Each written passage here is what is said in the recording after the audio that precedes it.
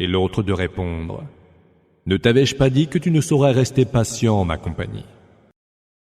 Si je t'interroge encore sur quoi que ce soit, n'accepte plus ma compagnie, et tu auras toute excuse de te séparer.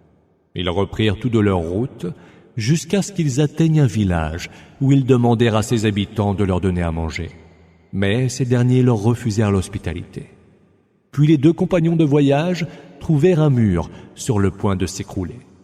L'homme le répara alors, et Moïse lui fit observer: Si tu voulais, tu pourrais réclamer un salaire pour un tel travail. Ce sera donc la séparation entre moi et toi, dit-il. Mais avant cela, je vais te donner l'interprétation de ce que tu n'as pu supporter avec patience. Quant au bateau, il appartenait à de pauvres travailleurs de la mer. Si j'ai voulu l'endommager, c'est parce qu'il y avait derrière eux un roi qui s'emparait de force de tous les bateaux en bon état.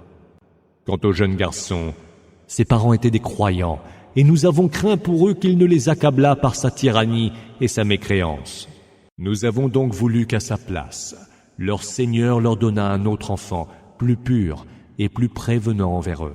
Quant au mur, enfin, il appartenait à deux jeunes orphelins de la ville, et il y avait sous le mur un trésor qui leur appartenait. Leur père était un homme très vertueux.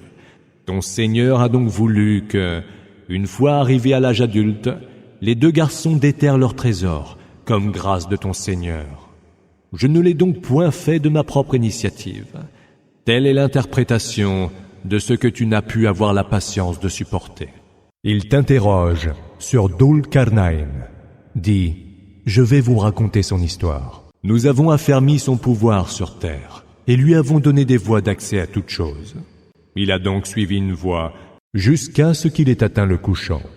Il vit alors que le soleil se couchait dans une source boueuse, près de laquelle il trouva un peuple qui vivait là. Nous dîmes: Ô Dhul Qarnayn, tu pourras ou sévir contre ces gens, ou les traiter avec bonté. Celui qui a commis des injustices, répondit-il, nous le châtierons. Puis il sera ramené vers son Seigneur, qui le soumettra à un terrible supplice. Quant à celui qui a cru et a fait le bien, il aura la plus belle rétribution, et nous lui adresserons des paroles bienveillantes. Puis il suivit une autre voie, jusqu'à ce qu'il ait atteint le levant. Il vit alors que le soleil se levait sur un peuple, que nous n'avions pourvu d'aucune protection contre sa chaleur. Voilà ce qu'il en fut. Et nous cernions de notre connaissance tout ce qui le concernait. Puis il suivit une autre voie, jusqu'à ce que, atteignant la gorge entre les deux montagnes, il trouva derrière elle un peuple qui n'entendait aucun langage. Ils dirent: Ô Dhul Qarnayn, les Gog et les Magog sont des semeurs de désordre sur terre. Accepterais-tu de percevoir de nous un tribut contre lequel tu dresserais entre eux et nous un barrage? Nul tribut n'est meilleur pour moi que la puissance dont mon Seigneur m'a gratifié. Prêtez-moi main forte, et je dresserai entre vous et eux une muraille. Apportez-moi des blocs de fer. Lorsqu'il eut fermé l'espace entre les deux montagnes, il dit: Soufflez sur le feu. Quand il eut rendu le fer aussi rouge que le feu, il reprit: Apportez-moi de l'airain fondu, afin que je puisse le verser dessus. Ainsi, ils, les Gog et les Magog, ne purent ni escalader la muraille, ni la percer. Il dit: Ceci est un effet de la grâce de mon Seigneur. Mais le jour où arrivera la promesse de mon Seigneur, il rasera cet ouvrage, car la promesse de mon Seigneur est pure vérité. Ce jour-là, nous les laisserons déferler en foule, telles les vagues se roulant sur elles-mêmes. Il sera soufflé dans le corps, et voilà que nous les aurons tous rassemblés. Mais ce jour-là, nous présenterons la géhenne clairement aux mécréants, ceux-là même dont les yeux étaient recouverts d'un voile, les empêchant de m'évoquer, et qui non plus ne pouvaient rien entendre. Ceux qui ont mécru, pensent-ils vraiment prendre mes serviteurs pour alliés en dehors de moi? Nous avons ménagé aux mécréants la géhenne comme lieu de séjour. Dis, vous apprendrons-nous donc qui seront les plus grands perdants quant à leurs œuvres? Ce sont ceux dont l'effort se sera perdu dans la vie en ce bas monde, mais qui pourtant croient bien agir. Ce sont ceux qui ont rejeté les signes de leur Seigneur et ont mécru en sa rencontre. Vaines seront leurs œuvres, et nous ne leur accorderons aucun poids au jour de la résurrection. Telle sera leur rétribution, la géhenne, puisqu'ils ont mécru et ont tourné en dérision mes signes et mes messagers. Ceux qui croient et accomplissent les bonnes œuvres auront les jardins du paradis pour lieu de séjour. Là, ils séjourneront pour l'éternité et ne voudront pas changer de lieu. Dis, si la mer était une encre pour écrire les paroles de mon Seigneur, la mer serait épuisée avant que ne s'épuisent les paroles de mon Seigneur, même si nous lui ajoutions autant de mers encore. Dis, je ne suis qu'un humain comme vous, et il m'est révélé que votre Dieu est un. Que celui qui espère rencontrer son Seigneur fasse le bien et n'associe personne à l'adoration de son Seigneur. Au nom d'Allah, le tout clément, le tout miséricordieux. Kaf, Ha, Ya, Aïn, Saad. Ceci est le récit évoquant la grâce de ton Seigneur envers son serviteur Zacharie. Lorsqu'il appela son Seigneur d'un appel discret, il dit « Seigneur, mes os ont vieilli et ma tête s'est enflammée de canicie. Mais jamais en t'invoquant, mon Seigneur, je n'ai été malheureux. Je crains le comportement de mes proches après ma mort, et ma femme est stérile. Veuille donc de ta part me faire don d'un descendant, qui tienne de moi et de la famille de Jacob. Et fais, ô Seigneur, qu'il te soit agréable. Ô Zacharie, nous t'annonçons l'heureuse nouvelle de la naissance d'un fils, dont le nom sera Yahya, Jean, et auquel nous n'avons jamais donné d'homonyme. Ô Seigneur, dit Zacharie, comment pourrait-il me naître un garçon quand ma femme est stérile et que moi-même j'ai atteint l'âge sénile? Il en sera ainsi, répondit Allah. Ton Seigneur a dit, cela m'est facile. Avant cela, je t'ai bien créé quand tu n'étais rien. Seigneur, dit Zacharie, donne-moi un signe. Ton signe, répondit Allah, sera de ne pas parler aux gens durant 3 nuits, bien que bien portant. Il sortit alors du sanctuaire, alla trouver les siens, et leur signifia de rendre gloire à Allah matin et soir. Ô Yahya, prends le livre avec fermeté, et nous lui avons donné le discernement depuis qu'il était enfant, ainsi que l'affection et la pureté, par notre grâce.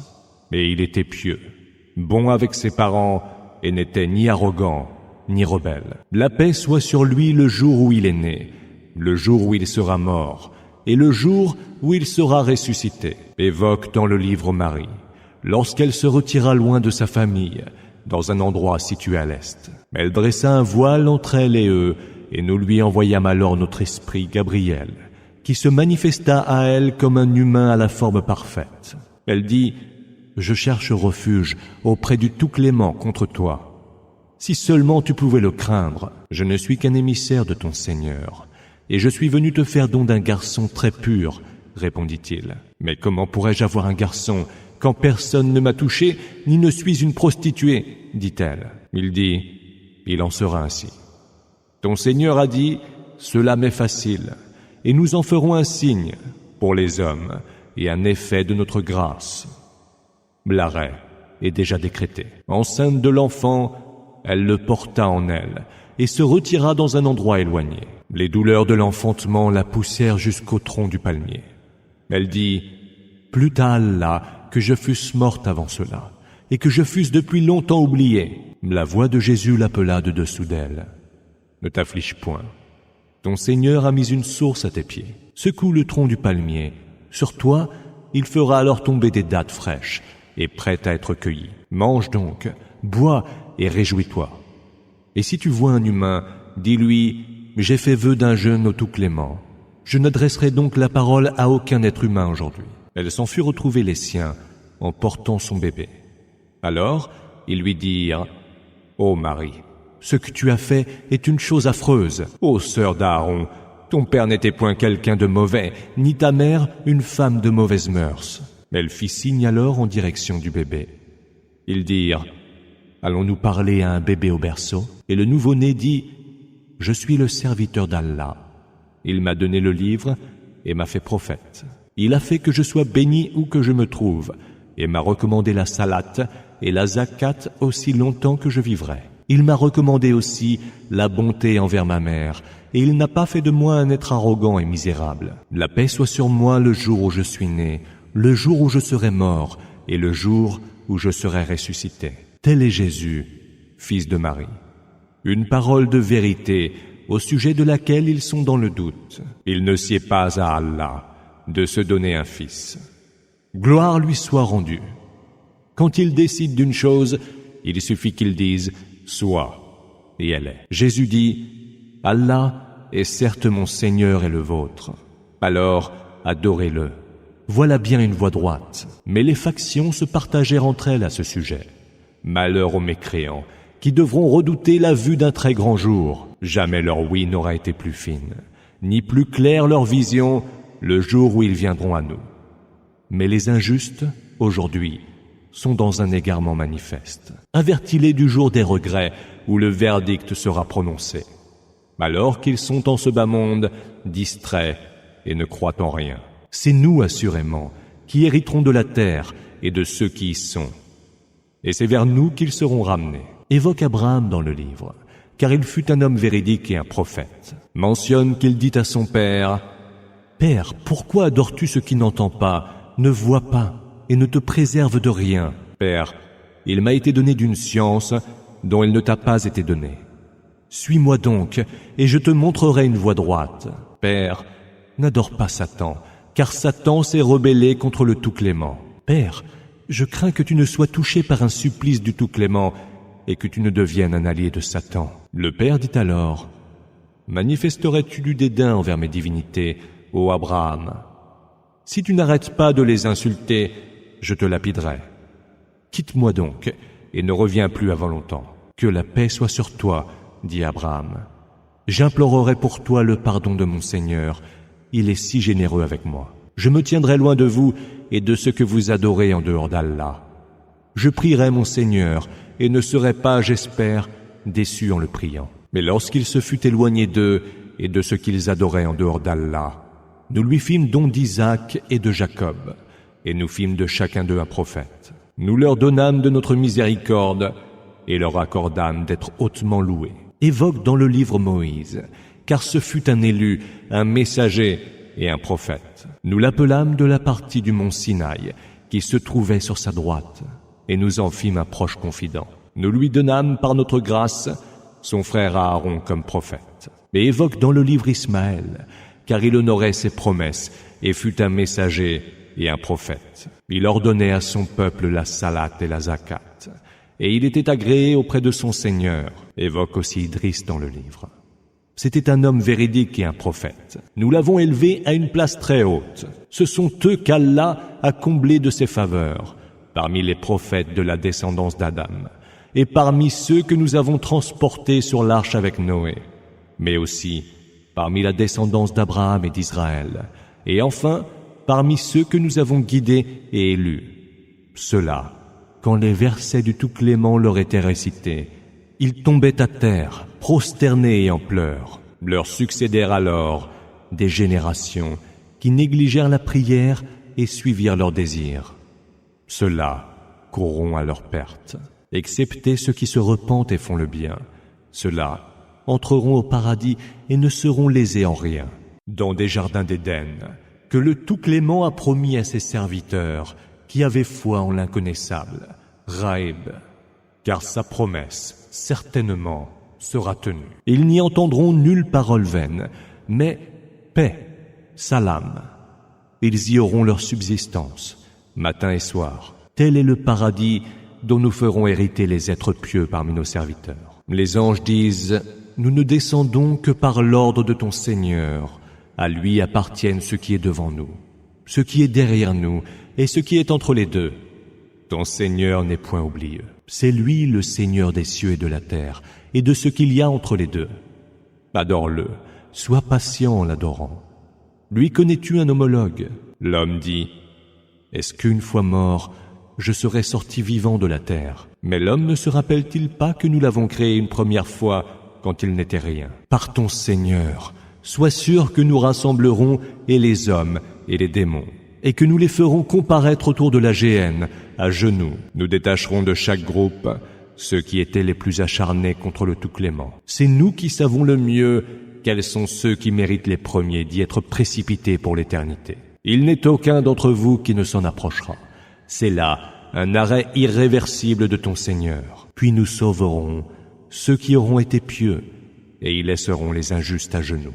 Lorsque nos versets explicites leur sont récités, ceux qui ont mécru disent à ceux qui ont cru: lequel de nos deux groupes jouit des meilleures demeures et du meilleur lieu de rencontre? Que de générations avons-nous pourtant fait périr avant eux, qui furent plus huppés en richesse et en apparat. Dis que le Tout-Clément prolonge la vie de ceux qui sont dans l'égarement, jusqu'à ce qu'ils voient enfin s'accomplir la menace qui leur était faite, soit du supplice, soit de l'heure.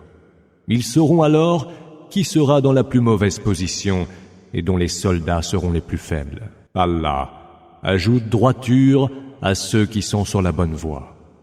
Et les œuvres de vertu, qui seules demeurent à tout jamais, auront auprès de ton Seigneur meilleure récompense et meilleur retour. As-tu considéré celui-là qui n'a pas cru en nos versets et a dit: il me sera certes donné des biens et des enfants? Aurait-il donc sondé le mystère de l'inconnaissable, Ghaib, ou aurait-il pris des gages du Tout-Clément? Que non. Nous écrirons ce qu'il dit et nous accentuerons pour lui le supplice. C'est nous qui hériterons de ce dont il a parlé et il viendra seul devant nous. Ils prennent des divinités en dehors d'Allah pour qu'elles leur soient source de puissance. Que non, car ces divinités renieront leur adoration et seront leurs adversaires. Ne vois-tu pas que nous avons envoyé aux mécréants des démons qui les poussent à la rébellion en permanence? Ne sois donc pas pressé de voir s'abattre sur eux le supplice.